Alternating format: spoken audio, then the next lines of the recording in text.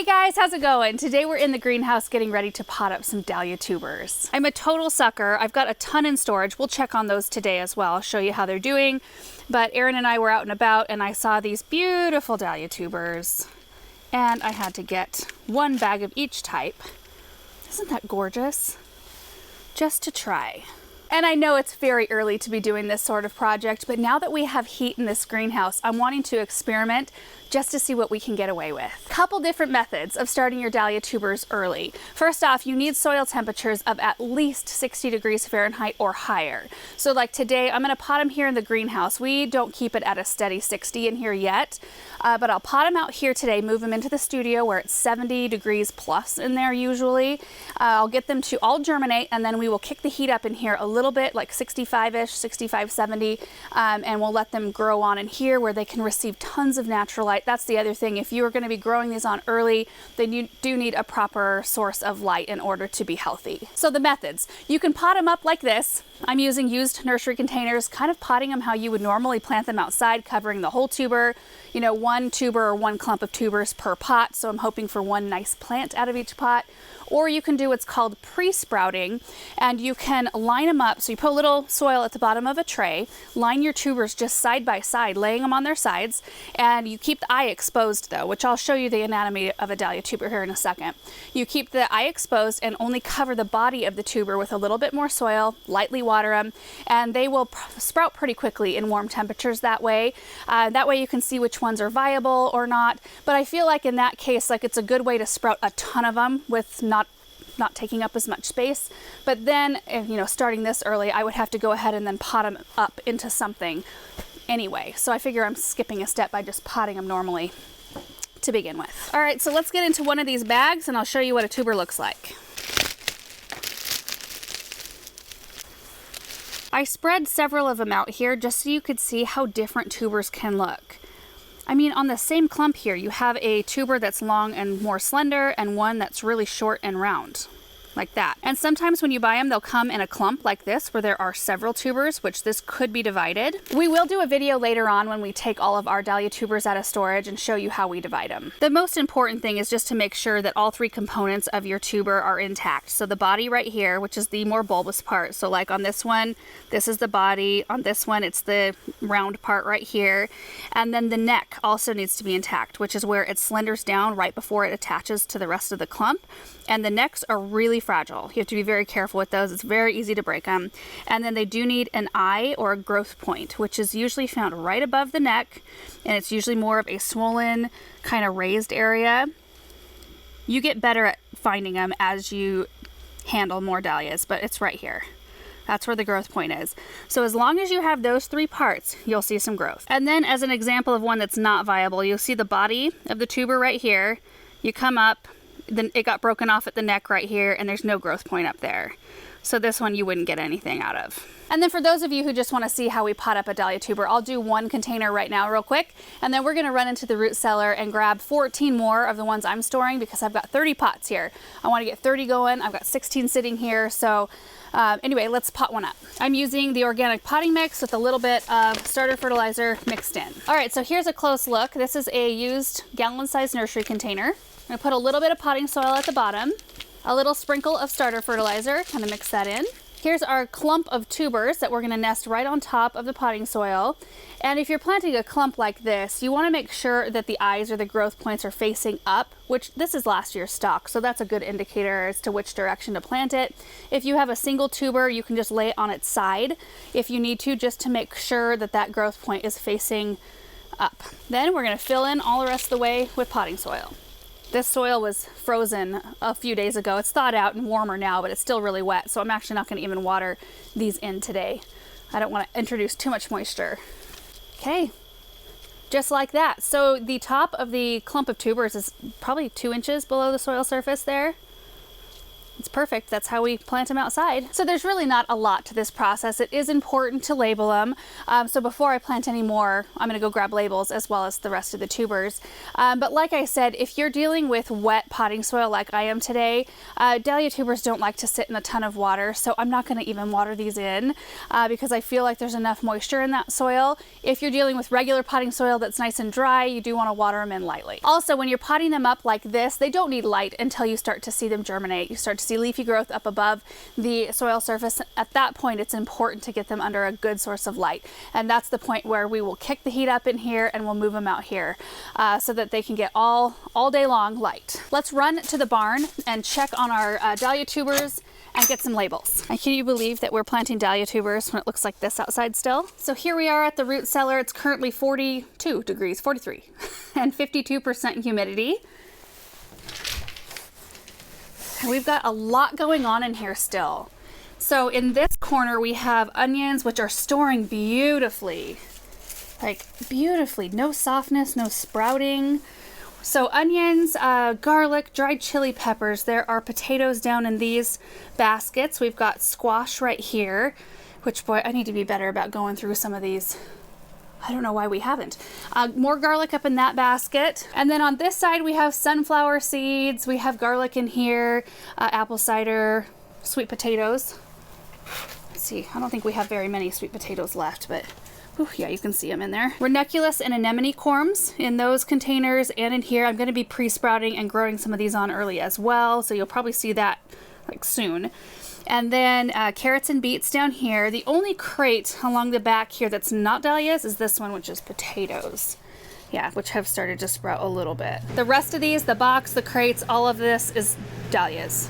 So I think this one might be the easiest one to get into. So what we do is we use our bulb crates that have airflow. So anything with good airflow, we double layer with burlap for kind of to keep everything contained. And then we use vermiculite as our storage medium, and we reuse it from year to year. So really, it's a one-time purchase because in the end, we kind of just spread it out, let it dry, and then put it in big garbage sacks and get it out the next year. But it's perfect because it retains enough moisture to keep them happy. Like, we lightly moisten this before we pack away all the tubers. We've got cafe con leches in here. Let's see what we got. Oh yeah, see how good those look? No desiccation. I did see when I initially opened it up, but looks like this one was exposed to a little bit more air. See how it's all wrinkly? That side was exposed to air while this side right here was down in the vermiculite. See the difference there? This will be fine. It'll be totally fine. But yeah, I think here in our area, humidity isn't as much of a concern as them drying out. But it would be, like, they can rot easy if you get too much moisture in the medium to begin with, or if you have really high humidity and not without a good way to control it. I actually feel like this one right here is an excellent example of the anatomy. So you've got your body down here, the more thick spots, the necks, and then see that right there, that kind of darker spot that's a little bit swollen, that's our growth point right there. So like this one may not grow. It might. See how it's cracked? Sometimes it's surprising. But you could, if you wanted to, you could divide this type of thing and you could cut right in between these two tubers, making sure to cut, leaving that eye connected to this one, and then the eye for this one over here connected to this. So you could have two plants if you wanted. Anyway, I'm just encouraged to see how good these are looking. Some of them are wild. Pull a couple more out. Yeah, look at how gorgeous. Boy, I haven't tried out a ton of different storage methods, but this one works really well for us. Okay, so I'm gonna root around in these crates for a minute, try to get a few different varieties out to plant. Whoa, dang, Clyde's choice, beast. Oh, some peat moss in this one. Oh, this one already has some growth on it. Oh, ho, ho. This is called Kiss Me.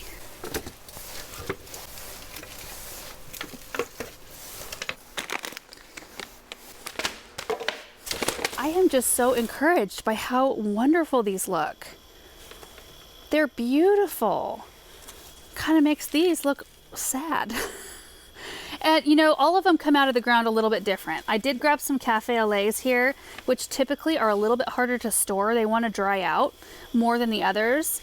You can see that there is some wrinkling going on here, but they're still very firm, very nice, and they're large. We planted 300 clumps of dahlias last year, and in the one season, they're such a prolific crop that those clumps at least doubled, if not tripled, sometimes even more than that, in just one growing season under the ground. So we have a lot of dividing yet to do this spring. It's going to be a big job, and I've got 15 to 20-ish new varieties we're going to be putting in. So we'll probably, I'm not going to enlarge the size of our dahlia patch. It's going to be the same size because there's no reason. We're not growing them to sell them. We grow them to give them away mostly and use them in our own home.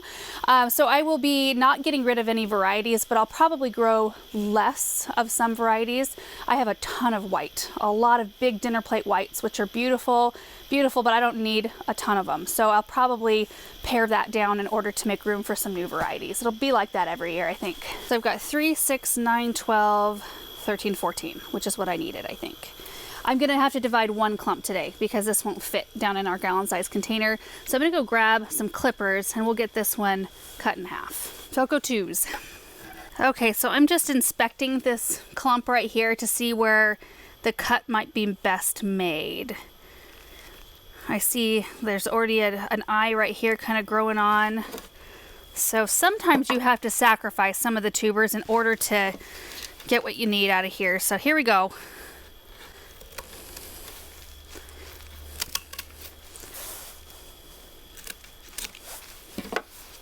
So here's the original clump. Here's what I just cut off. So you can see the cut end right there. They look really great. The necks are intact, growth point here and here.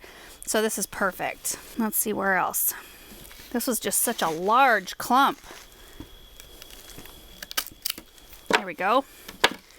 This one is pretty desiccated. You can see that. I'm gonna just cut that one off. So this one looks really good too. And just for demonstration purposes, I'll cut this one again, but you can see the body, the neck on both of these. Growth point right here, growth point right here. So if we put our clippers right in between,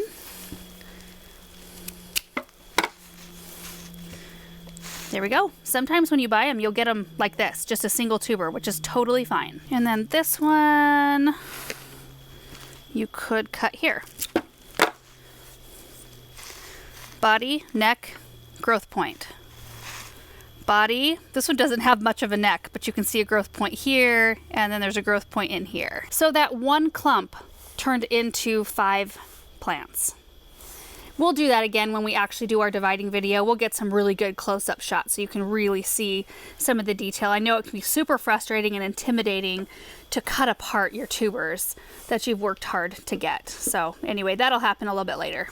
Now I need more pots. Okay, so at this point, I just need to get the rest of them planted using the same planting method I just showed you. I'm gonna go ahead and make my labels first before my hands and the marker and all of our surfaces are all dirty out here. And then I'm gonna line the floor in the studio just with some plastic just to save the floor. I'm just gonna line them up in there where they can be nice and cozy and toasty warm.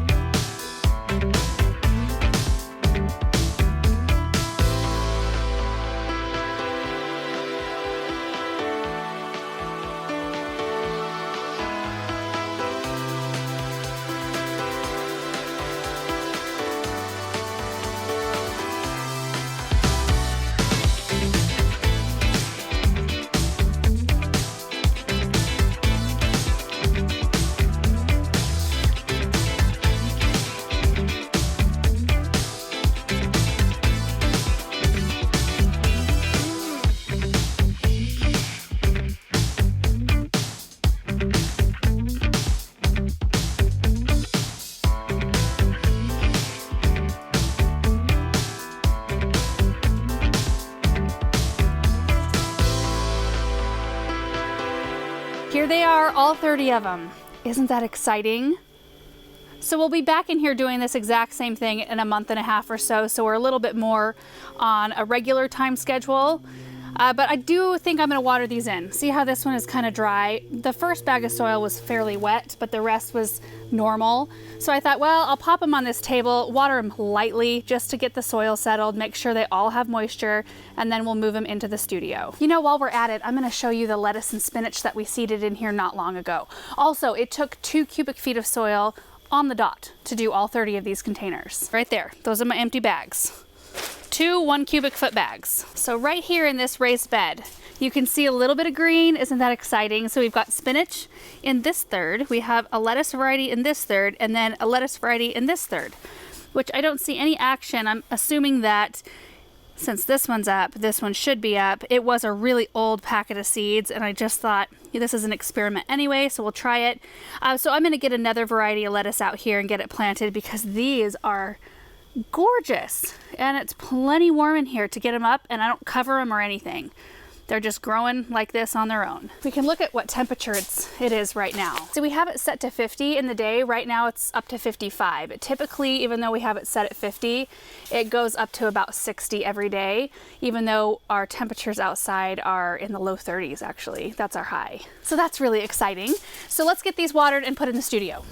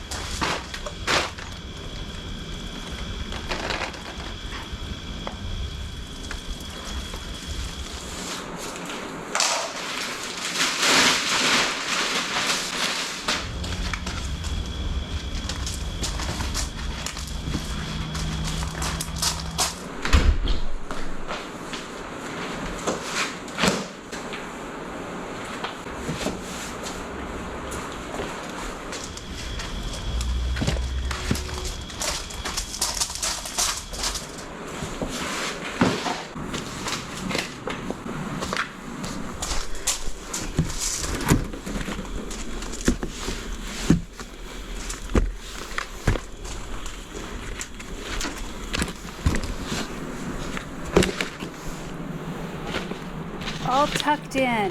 I did make a tiny bit of a mess right there.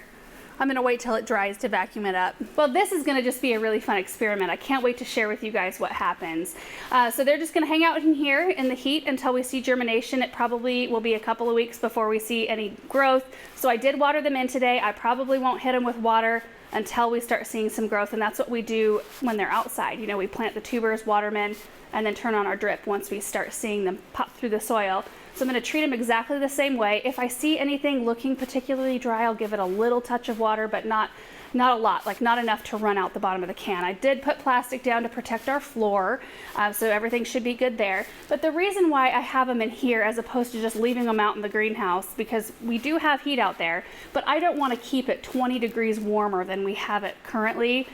Just for these plants. If we had more things going on out there, more projects, more production, I would consider it, but it doesn't seem very efficient to heat the whole greenhouse to, you know, close to 70 when I have that temperature in here. So anyway, we don't need to move them out until they need light. When I get ready to move these out, my vegetables will probably be ready to be potted up and moved out as well. My tomatoes and peppers and cucumber, and they're gonna need it to be warmer too. So it'll feel a little bit more appropriate when I have more stuff going on out there. The things I watch dahlias for inside, because I've started them from seed, and if that's the way that you wanna start them, because it is more budget friendly, it's so easy to start dahlias from seed. You get flowers the first year, you get little clumps of tubers that are the cutest things. It's really quite amazing how great they grow. But they are kind of a spider mite attractor when they're inside, so that's something that I'll be keeping a close eye. They won't be in here long enough, I don't think, to have anything like that. And I don't have spider mites in here currently, knock on wood. So hopefully that's not something we deal with. But typically in greenhouse environments, because these will be out there for so long before we plant them out, it's something I'm gonna have to keep a sharp eye out, because they tend to, when they don't have all the airflow and everything that they do outside, they tend to be a little bit more susceptible to things like that. So anyway, it might be something different in your area than it is mine, but spider mites tend to be what attacks dahlias if they're gonna be attacked by anything. Outside though, they're fine. I've never had any insect issues on our dahlias that are out in our cut garden. And just so you know, this is what's going on below me while I'm talking to you guys. He's like starved for attention all the time. All the time starved. You look starved. Like I'm trying to tell you about dahlias and his claws are like digging into my legs the whole time. And that's gonna be it for today's project. Like I said, we will be, when we were in the root cellar, I showed you the anemones and ranunculus. We'll be pre-sprouting and starting some of those early as well. Not all of them, because we had such good luck with our anemones and ranunculus last year that I'm gonna follow with the majority of my corms.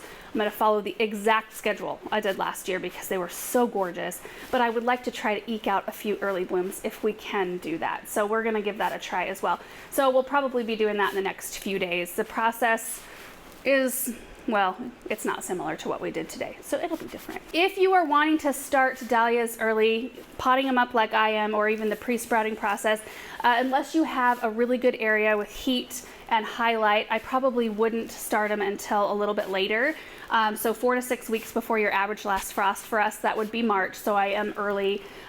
Fully expecting to possibly have to pot these up even, which I'm totally fine doing just because it's so fun and I'm kind of desperate to get stuff growing. But you do have to have high light and high heat for them to be happy. Anyway, thank you guys so much for watching. I hope you enjoyed it, and we will see you in the next video. Bye.